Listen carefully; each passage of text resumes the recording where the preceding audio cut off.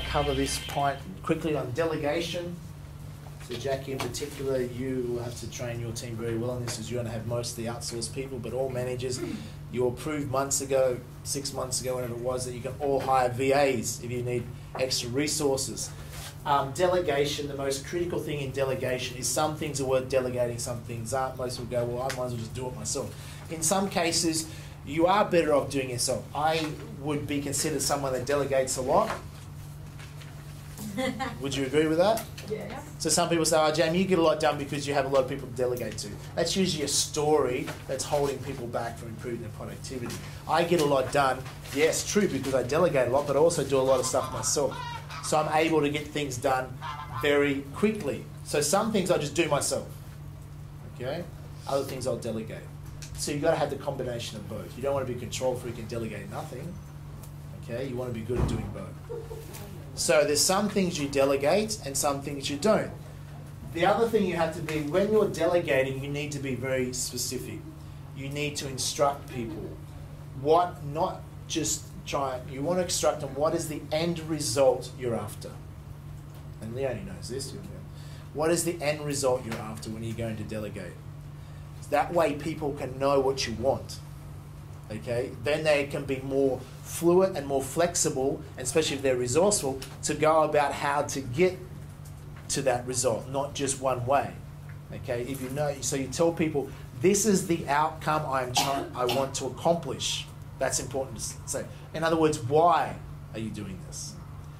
The second thing is you have to be very specific with your instructions, but you have to state, I estimate this should take X amount of time. That is one of the most critical ones, i.e., because this is going to dictate, you know, them whether they're productive or not. If you don't say an estimate of how much time it will take and when you want it done, completed by, someone may spend a month, especially outsourced people as well, whoever, a week or a month, doing something that you expect can be done in 45 minutes and you need tomorrow. Making sense? Because people don't have a guideline. And not everyone is, the lower level you go down, in the sense of, you know, what's the difference from a CEO, a manager, base level employee? As you go up, it's that a manager is expected to be more effective, more time efficient, more productive, and more results orientated. Is that true? Great ability to get results. What's a CEO meant to do? Be incredibly good at getting results. And that's the only different skill set. If I started off when I was an employee working in my mentor's companies, okay, I have greater skill set now at getting results. And how I got there was being good at taking action and good at getting something done. As a manager, that's what I'm talking about here all the time, is cross-checking who's responsible. You're all responsible. Expanding your responsibilities as far as taking responsibility for more than what you're really responsible for to make sure something happens. In other words, Jackie's responsible for Lou to phone those leads. That makes sure your job is more effective. But Lou's also responsible for getting those leads, regardless of what her system tells her. She's responsible for knowing what leads you've got and making sure she phones those leads as well. And Georgina's responsible for both of you and for Ken. Making sense? So we overextend our responsibilities to be responsible to get, because at the end of the day, what dictates it is the result. That's all it is. So if we come from that results focus, we'll be more effective at that. So we state clearly why we want it done, the time frame, how long it should take, and the time frame when you expect it back, and they have to confirm back to you that it's done. Because how many times you hear in this organisation as well, yeah, but I told such and such to do that. Well, it's a little bit like a bill hasn't been paid until supplier's been told it's been paid. You haven't delegated something until that person you delegated to has actually achieved the result. Because who's still responsible for the result? You are. Just because you delegated to someone, yeah, sure, they're also responsible. We're not taking away their responsibility, but you're the delegator. You are still responsible for making sure that result is done. And also, the higher up you move, is your responsibilities expand, whether you're responsible for it or not. If you're Rupert Murdoch, is he held responsible for what one of his 60,000 employees did with phone tapping? Or maybe 300 of his 60,000 employees did with phone tapping. Is he not? Was he there? No. He could say, well, nothing to do with me. I didn't know about it. He did not know about it. But as you're the CEO of one of the largest companies in the world, your responsibility, whether you like it or not, expands. If you're the Prime Minister of a country, are you held responsible even if you didn't know about it? Yes, you are. And that's just, it mightn't be fair, but that's just the way the world is. As a manager, are you responsible for anything that happens in the company? Pretty much you are. So you want to make sure Lou has the leads to follow up and vice versa. Because it does impinge on you, because we're all connected. And Conrad's responsible for PD's results, so he needs to know that marketing is actually working. Otherwise it's going to affect his results. Making sense?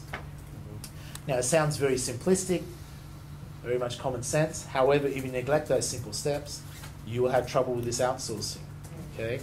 So part of that is training, okay, and testing. Now, and part of it's deciding up front, some of this stuff I can just do myself quicker, do it.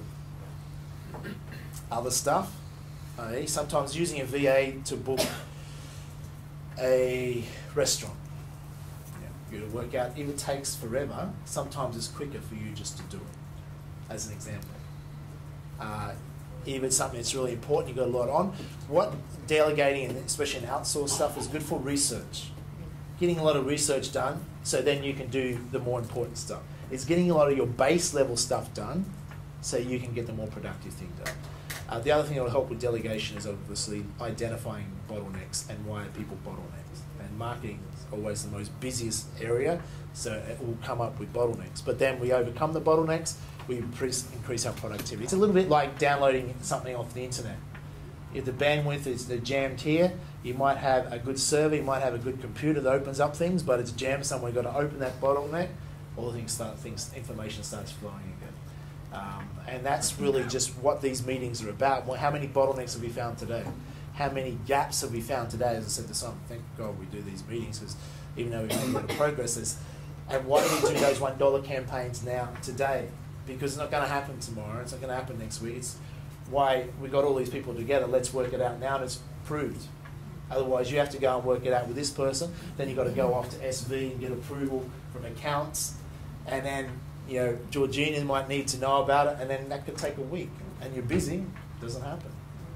So that's one way to speed this up. Do you want to expand on when you're delegating language and meaning, especially when you're dealing with another country? I have a manager in China, and even though she speaks very good English, we still have to be very careful about the words we use for communication, because the words that they're taught in English, we may apply a different meaning to. So especially when you communicate, it sounds basic, but get them to restate to you what understand. I understand this is what you want me to do. And that's a really good point, because most people don't listen, remember. They'll just, especially in other countries, we think it's bad here. How many times in Fiji or Bali or those countries, you ask for something, yep, done. So you assume it's done or going to be done, but they're just being polite, And we've all done it before. We haven't fully understood something. We're like, yep, it's true. And the words I use, please tell me in your words what I mean.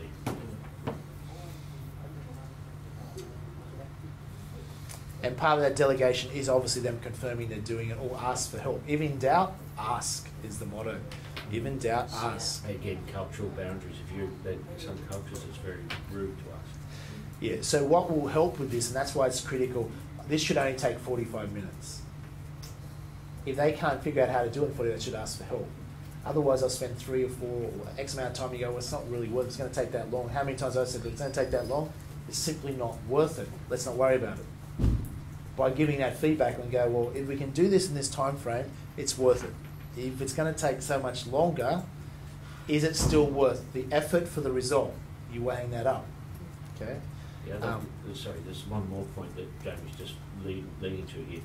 When you delegate, you're going to be delegating more than one task at a time over a period of time. So before one's completed, another one's going to be given. You're not going to withhold all the time. or you may need to withhold overtime depending on the quality of the person you're delegating to.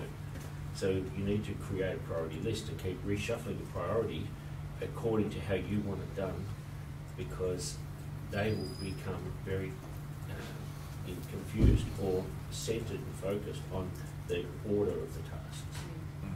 So and one thing we'll do to help with this is that try and keep them separated roles. If someone just has one specific task predominantly, and they just get good at it and that's all they do, it's much easier for that. Totally. More competent people, as they get more competent, then you can give them multiple roles. But you also find it in here in the marketing team is that if they just focus on one or two key roles, they're easy. But if they're getting distracted all the time or pulled away, busy, then that's when something that shouldn't take so long, it's like, why does it take so long? It's like, well, I'm not really sure which one they should be doing. What works well is that you're doing those daily emails and it's just updated. This is what everyone's doing. This is what we're working on. And you continually up. So once again, I can see what we're working on. I can see progress, because as all your managers are going to want to see progress. You don't want to waste mental energy going, I did delegate that, but are they doing anything or they're not? You could be getting stressed or frustrated because you don't think progress is happening, but actually a heap of progress could be happening, you're just not aware of it. It also saves Jackie 5-10 emails a day going, what's the status on this? What's the status on this? What's the status on this? Yes. It cuts out a lot of work. But you just do daily training like we do with the sales team. Give them a task, and then the next day we come back in, where are you with this? Have you gone through the filter of the hot leads, or and just getting them to explain, well, yeah, I did get that, and out of that I only connected 15 people, and out of that I got 2 results, or, it's just, we have constantly, every couple of days, Oh, we're meeting every 20 minutes. Yeah, you guys work very well that way. And that productivity is improved a lot. Where there's a lot of communication. for your VAs, you're still even giving them a task, what Lou says, still independent. Yeah, that's I think where the next. Yeah, it's not set if when we use the VAs, we give them a task and we get back to them. That's not what we want, because they've misunderstood us or we haven't got in the time frame we're looking for. So we just need to, again, Jamie tells them how long do you suggest how long it might take, they agree, and then we check in. Yeah. Would you say to those management skills that, like, within your team, are always that are not sufficiently suited to actually managing someone else? Well, mine are going to have to be. You see, what you've got to do is, we say the base level employee, and then you're moving up to management, and then you're meant to be more productive. So what you're now doing is, with these outsourced people, our grassroots level employees are now having to become managers. So you ought to pre-train them that they're actually managing. You also have to. You can't assume that everyone's going to necessarily be successful at that. And there's certain people who need to just be able to do their job. For instance, I wouldn't put any kind of outsourced people under Jocelyn or Zoe because they're designers. They need to do what they do best, which is design. Tanisha does quite good working with a few other people, but when it comes down to it, if she's doing that all the time, that's not actually her strong point. Her strong point is just kind of looking after the websites. But So you also that. you also need see people who can just physically be there doing stuff. Not your So you're going to have to balance this up. Not everyone in the team's going to be managing people.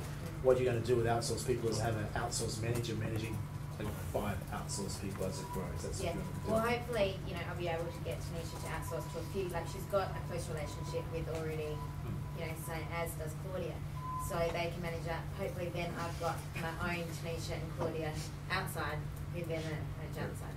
That stuff. And what you're going to find is certain things are very good for this, other things are not going to work for outsourcing. It's going to take up more of your time. So you've got to divide those. And that's why we're going to go specific tasks are really good, and then they can just stuff that's my routine. You can do over and over again, like getting likes to a fan page. So this is what we want you to do specifically. 24 hours a day, go and do it. Basically, that's the sort of stuff that will work. But anyhow, it's test and measure. Some things won't work, some things will. Let's focus on what can. The overall output is how to increase the efficiency and productivity of the entire organisation and use our resources better. So when we say, shit, we're too busy to do something, like we did with Celise, I go direct to Celise and she edits my articles. That cuts out Claudia, that freed up Claudia's productivity. Now we cut out Claudia for posting, I go straight to Honey, if that works. All of a sudden, Claudia has a lot more time in her hands. The more senior people like Claudia We want her doing senior activities. We don't want her tied up doing junior activities, and that's what we've got to separate those tasks from doing that. We want people also being more productive personally, getting things done quicker. And how do you get things done quicker? You focus on the result. So having your team know what is the end result, what Leonie started some months ago saying, guys, these are our measured results of KPI leads for each category, and now they're all focused on that and tied to that. They have a focus. Why am I doing this? Why are we creating this postcard? Well, Jocelyn go, well, that's going to help get more leads at the booth. It's going to help get more leads and achieve the monthly target. So you can see how it all fits back in. Otherwise, they're doing work and they don't know how it contributes or what it doesn't. They also then can start thinking, going, well, is this productive? I know why they want this thing done, but if it's going to take me this long, I need to question and query, is this really what you want? Because it's going to take this long. And that's where that direct feedback is. What you can come back to me, or any manager can do this and go, Jamie, do you realise, yes, we can do this, but it's going to take this amount of time. Is it still worth it? I can then make two decisions. I can go, well, if it's really going to take that long, and I believe there's no other faster way, then maybe it's not. Or I'm likely to say, well, it shouldn't take that long. Maybe don't do it this way, do it that way. Or what about this? So once again, it should fit into that time frame that I expect it can be done. Making sense? Yeah. Very good. Delegation. Remember, learning these skills will help you transform. We're not talking little changes here. The difference between billionaires and millionaires and average people in productivity is delegation. Richard Branson, as an example, is a phenomenally brilliant delegator. He delegates to very good team members and has 400 different companies. Very good delegator. That's why he's also a multi-billionaire. So it's a skill very few people have because it's not taught at school, obviously. And a lot of people get frustrated because they're control freaks. So I just might as well do it myself quick, better. In the short term, you might be able to do it yourself better, but in the long term, if you want to increase your capacity, you're going to have to let go. Now, the other issues are, what do they make a mistake? Well, what do you think? Welcome to CEO world. People do make mistakes. It's training to minimise them and knowing there will be mistakes, but minimising the consequences of those mistakes. So, but they should only make the mistake once. Okay, if they make a mistake twice, that's a problem. Then that means they're not learning. That means they're not being responsible.